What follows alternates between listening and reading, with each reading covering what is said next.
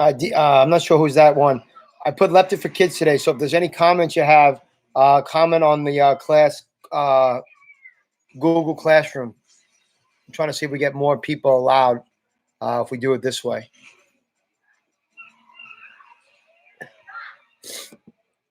Let me just see here if I can figure this out here. Your channel.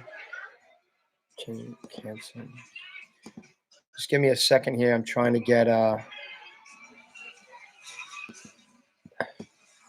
Can you share the link on the Google Classroom? Let me see if I could do it here. Copy.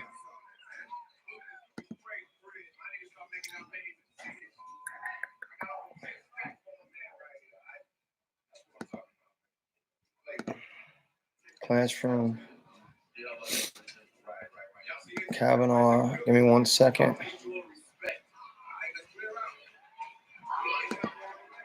Yes. I don't like. It's exciting. Okay. Live streaming dashboard. If you go to my channel, guys, let me see if I can find where I posted my channel. You'll be able to go to log in.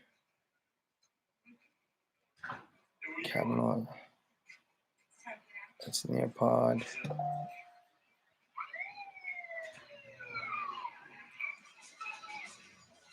Hold on 1 second. Here's the reading. Give me 1 more second, guys. I think I have it. Okay, good. Here. Copy link address.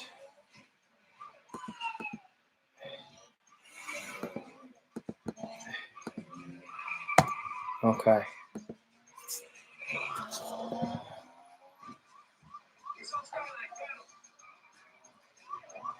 All right. Let me see who's in here.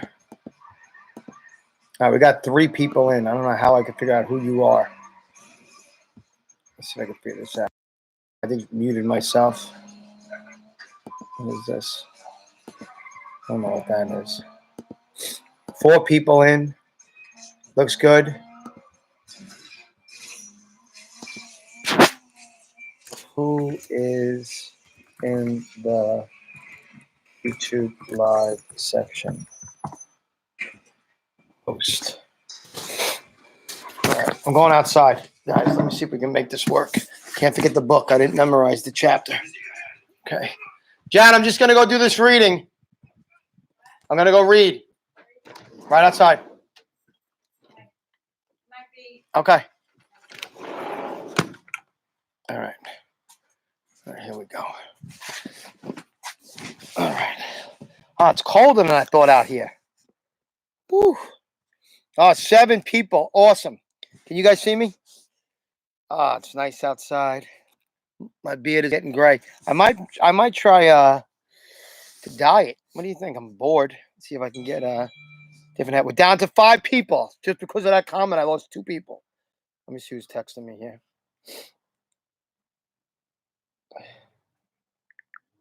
It was only way. Somebody texted me. Yes, it was the only way I could make it unrestricted. All comments can go through Classroom Google Classroom. Okay. All right, we're down to 4. All right. We're up to 7, our record.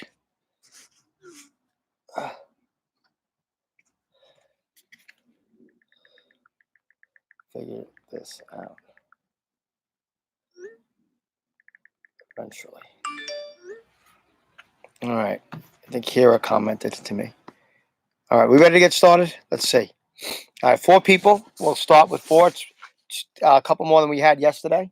No comments. Obviously, if you want to comment on Google Classroom so we can get started. Dean is always around. Dean, you're the best. Awesome.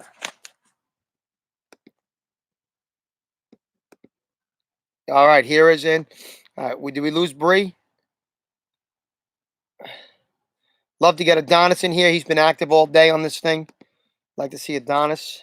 All right. What I'm hoping to do, guys, just so you know, is we're trying to get something set up where I could see you, you could see me, and we can make it work like that. That'll be the best. Instead of you guys staring at me the whole time. I like the spotlight, but this is a little bit crazy. What a day out today, though. It's a little chillier than I thought. I've been house cleaning all day inside. I should have been outside doing the garage. Anyway, great chapter, chapter 4. It's not that long. I don't think it's that long. No. Chapter 3 we're on, that's why. Chapter 3, right? What chapter are we on? Chapter 3. Yeah, it's not that long. We're going to find out what else is going on. Let me turn to the page here.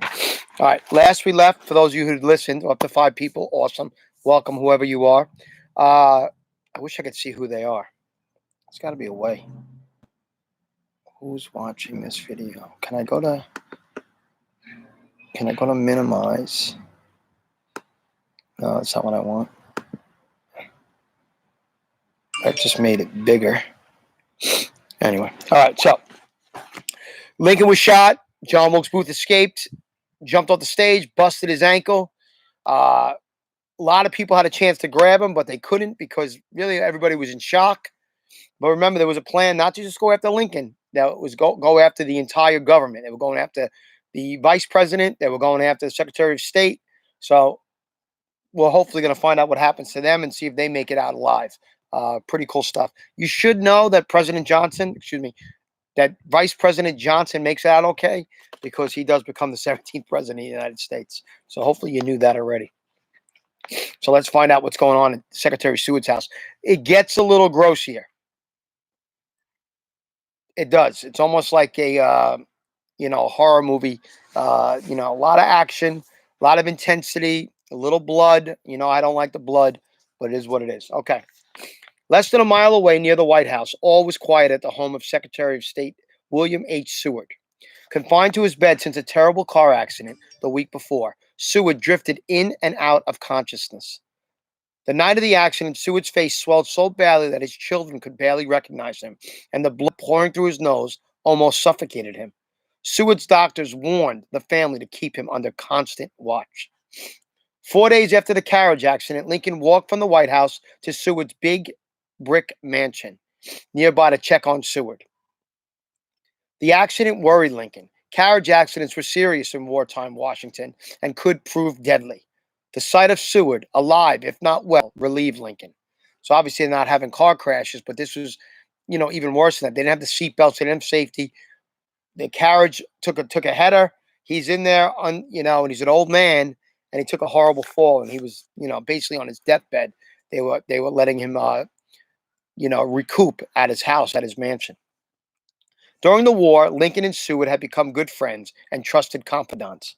After talking quietly for an hour, Lincoln left and never saw Seward again. Now, on April 14th, Fanny Seward watched over her father and listened to the sights and sounds of the celebrations in the streets. A torchlight parade marched to the White House. A band played patriotic songs. Fanny was a tall, slender, brown-haired girl, educated in literature and politics, and at age 20 was her father's favorite. No parent would ever admit they have a favorite. At least I would never. I do have a favorite, though. It's Tessa, the puppy.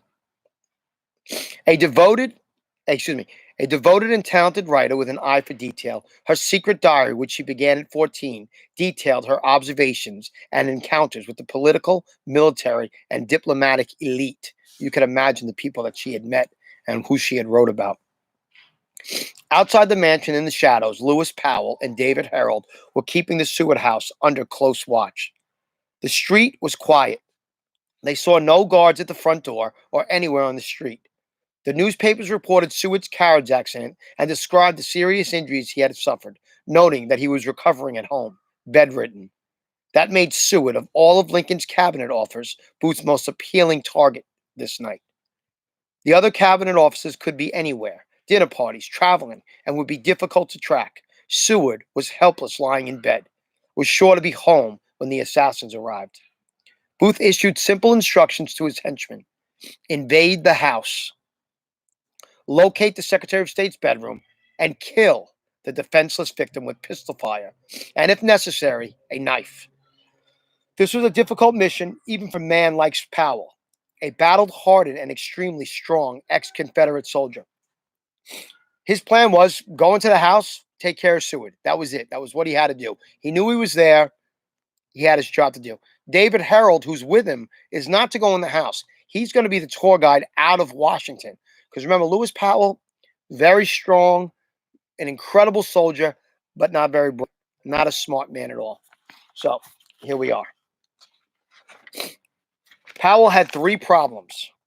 First, how was he to enter the house? The door surely locked. He would have to ring the bell. If someone answered, could he just shoot or slash his way in? That might attract the attention of pedestrians or awaken the occupants of the house to defend themselves.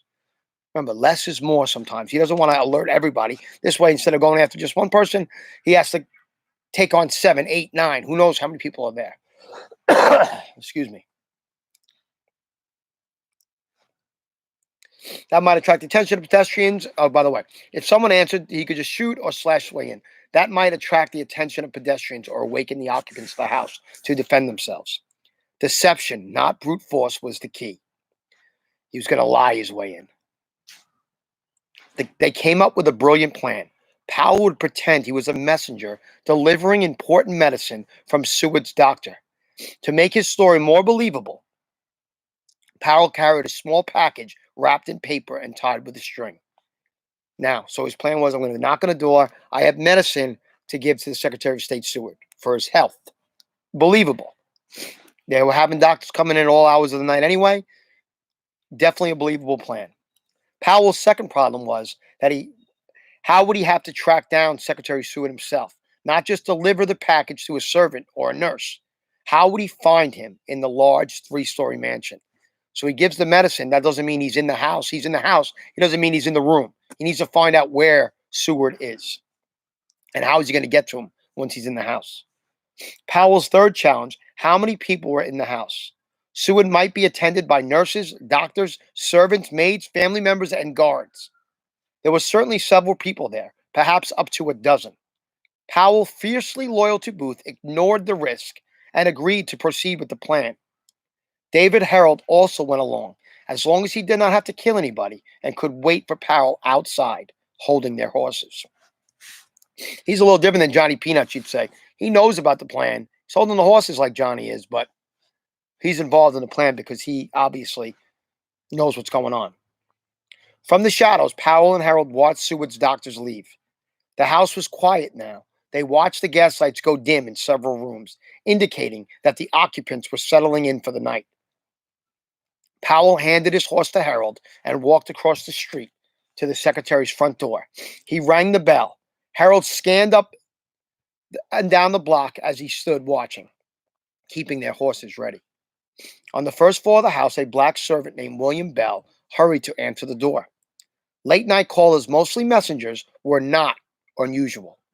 There was no reason why the servant should not open that door. Before him stood a tall, attractive, muscular man, well-dressed in fine leather boots, black pants, jacket, and a hat. He was holding a small package in his hand. The deception had worked. Nothing about Powell's appearance raised suspicion in William Bell. He greeted Powell and asked politely how he could help the visitor. Powell explained his mission. He was a messenger with medicine for Seward's doctor. That sounded reasonable. The servant reasoned the doctor must have prescribed some medicine and ordered it to be delivered to Seward immediately. Powell stepped into the hall and closed the door behind him. Bell reached out to accept the package. No, Powell said. The doctor said he had to deliver it personally to the Secretary of State and instruct him how to take the medicine. I think it's a brilliant plan. However, the servant said he would take the delivery up himself.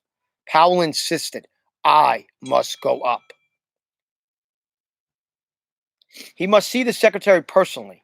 Those were his instructions. For 5 minutes, the assassin and the servant argued about whether Powell would leave the medicine with Bell. I must go up, he repeated. I must go up. I don't know if you could tell. Here's a picture. I got sunlight in my way. That's Powell right there. Big dude. There's Fanny and her dad, Secretary of State Seward. And on the bottom here, that's David Harold, the guy who's holding the horses and is the navigator out of town. So you see, that's the key right there. This is the guy right there. Big bad Lewis Powell. Powell inched toward the staircase, backing Bell up to the landing. The servant was in grave danger now. Powell was almost out of patience. Powell lifted a foot to the first step, then another to the second. Bell chattered on, but Powell kept pounding up the stairs slowly, his boots striking the steps with dull thuds that echoed to the floors above. Luckily for Bell, he did not try to block Powell's path. Instead, he climbed the stairs with him. At the top of the staircase, Seward's son Frederick confronted Bell and the stranger. Powell did not know it, but Frederick stood only a few feet from the closed door to the room where Secretary Seward lay. The stranger explained his mission again. Frederick explained that his father was asleep and he would take delivery of the medicine for him. Again, Powell refused, arguing that he must see the secretary. Incredibly, Powell, thanks to the little package he showed as a prop, had still not created suspicion about his true intentions. To Frederick, he seemed like a stupid and stubborn messenger. From inside her father's bedroom, Fanny Seward sensed someone was in the hall. She hurried to the door and opened it only a little to shield her father from the bright gaslight from the hall. She saw her brother and the tall stranger in the hat and overcoat. She whispered, "Fred, father is awake now." Of all the mistakes to make, when you don't want to tell somebody you know what the truth is, but you don't want anybody else to know, and then your little brother or sister comes in and says, no, you could come in. It's all good. You're a little bit frustrated with her. She knew in an instant she had done wrong. Powell leaned forward and tried to peek into the dark room, but Fanny held the door closed, and the assassin was not able to see his target. He stared at Fanny and in a harsh and impatient tone demanded, "Is the secretary asleep?" Then Fanny made a terrible mistake. She glanced back into the room in the direction of her father and replied, "Almost." Frederick Seward grabbed the door and shut it quickly. It was too late. Innocently, Fanny had given Powell the information he desperately needed. He now knows where the secretary is. Secretary of State William H. Seward was in that room, lying helpless in bed, defended by no one. Powell probably assumed, but a frail-looking girl. Powell did not know that in that room there was Sergeant Robinson, who was standing guard. Robinson was a wounded veteran serving as an Army nurse, keeping watch over Seward as he recovered. Frederick, still arguing with Powell, gave him an order: surrender the medicine or take it back to the doctor. Powell glared, still refusing to give up his package, into his pocket, turned around, and started to walk down the stairs. He did not remove his hand from his pocket. William Bell, walking down ahead of Powell, looked ahead to the front door, through which, in a few moments, he would take all ill-mannered visitors into the street. At the top of the stairs, Frederick Seward, satisfied at turning away an annoying pest, took his eyes off Powell and headed for his room. So now this is the scene. Picture it. Powell knows where Seward is. He has young girl Fanny there. He has Frederick, he has William. Nobody knows people worry him. He's unaware that there's a sergeant in the Secretary of State's room. So in his mind, this is an open and shut case. So what he's doing now is he's pretending that he's going to leave. So William Bell starts walking down the stairs, walking him out. Powell's walking behind him. Frederick, at the top of the stairs, happy that he's leaving, turns and walks away. At that moment, remember, William Bell's going the other way. Frederick's going the other way. Powell has a clear path to the bedroom. So what he's going to do now, he's going to turn and bolt up the stairs into the bedroom. And this is where the craziness ensues. Okay, out into the room. In an instant, Powell turned and rushed up the stairs. Before Frederick could turn around, Powell stood behind him. Seward whirled around, but too late. Powell was pointing a revolver at his face, the muzzle inches away from him. In another moment, a .36 caliber bullet would explode in his face, and the hot black powder would at such close range not only kill Frederick, but also burn his flesh to a hideous black. However, remember I told you Powell's not the smartest guy on the block. Powell, staring into Frederick's eyes, squeezed the trigger. The hammer fell and struck the percussion cap. Seward had no time to move. He knew he was dead. Then he heard a metallic click. It was a misfire. The gun had not fired off its round. Frederick was still alive. But Powell, unlike his master, Booth, had 5 more rounds in his revolver. He could just draw the hammer back with his thumb and take another shot. Then Powell made a mistake that jeopardized his mission. Instead of trying to fire again, Powell raised the pistol high in the air and brought it down a crushing blow to Frederick's head. He hit him so hard that he broke the gun, jamming the cylinder and making it impossible to fire the weapon again. In a fury, using all of his strength, Powell clubbed Frederick Seward with the barrel of the broken revolver. So listen, not good for Frederick, but better than if the alternative of him getting shot. But he gets pounded on the head by the end of the gun a couple times. He's out cold. William Bell sees this, ran down the stairs and into the street, and he starts shouting, "Murder!" He's panicked. He's scared, yells, "Murder!" as loud as he can, getting everybody's attention. And remember, who's out in the street is David Harold with the horses. So he's getting a little nervous hearing all this chaos that's going on. Watching from across the street, a nervous David Harold knew this was not part of the plan. Fanny, unaware of the chaos on the other side of the door, sat in the chair beside her father. She heard the sounds of Frederick being beaten and wondered what the noise was in the hallway. As soon as Sergeant Robinson, remember, she heard noise. She didn't know it was her brother getting beaten. She was curious as to what was going on out there. So she then, of course, as soon as Sergeant Robinson opened the door to see what was going on, Fanny saw a horrible sight. Her brother's face wild-eyed, covered with blood. Powell moved quickly. He shoved Frederick aside and struck Sergeant Robinson in the forehead with the knife, stunning him with the blow. The assassin pushed past the stumbling sergeant and the frail girl blocking his path. He ran to Secretary Seward's bed, clutching his knife in his right hand and the pistol in his left. In near darkness, Fanny raced Powell to her father's bed. I love Fanny. You'd hope that we'd all protect our parents this way, but this is crazy psycho. Knife, broken gun, beat the brother, just pounded on the sergeant, going after now the sergeant. She's racing this guy to her father to try to protect her father. In the near darkness, Fanny raced Powell to her father's bed, trying in vain to throw her slender body between the huge assassin and her helpless father. The assassin reached the bed and pounced on Seward. "Don't kill him!" she shouted. Seward awoke, trying weakly to raise himself. He saw Fanny, then glimpsed Powell's unforgettable rugged face and burning eyes. The assassin pushed hard in the secretary's chest, pinning him to the bed. Powell used every ounce of strength he had to land a tremendous blow, but in the dark, he missed twice. Determined not to miss again, he delivered a third mighty blow aimed at Seward's throat. The agonized groan that came from the bed told Powell that he had finally hit his target. So he has Seward down. It's an old man. He's a strong army veteran, this guy.